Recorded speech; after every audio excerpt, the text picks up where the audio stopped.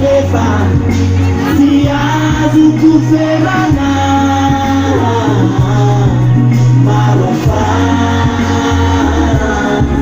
maro adimy mianjara tsika sy anao tsy tandrify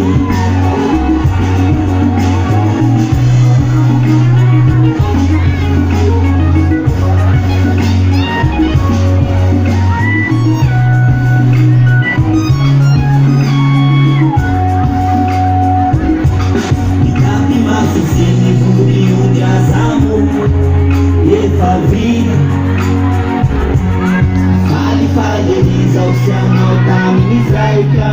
nibitaka